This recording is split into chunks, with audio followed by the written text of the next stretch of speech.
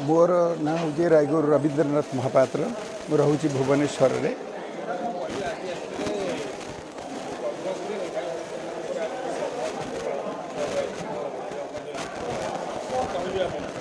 मोर बहुत बड़ सौभाग्य जमती कि मुझे टिकक पूर्व कहली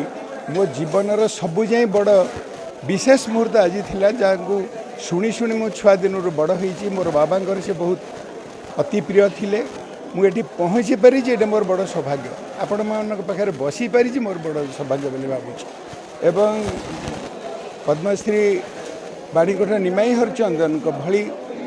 द्वितीय गायक मोर निजस्व मत हूँ कहीं अच्छी ओडिशा रे जन्म हो बहुत बड़ बड़ अच्छा कि भली कहीं हो पारि ना।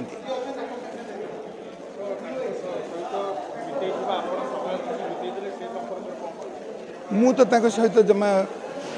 छोट छुआ बेले देखी बाबा के संगे मु जाए जन्मस्थान हूँ केन्द्रापड़ा केन्द्रापड़ा पर कर्मस्थली हो गला आपणकर आठगड़ तेणु से रहिले बहुत कम समय जाती पुरी रे रहिले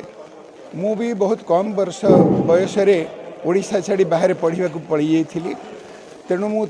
से चलीगले से बापा मत चिट्ठी लिखिले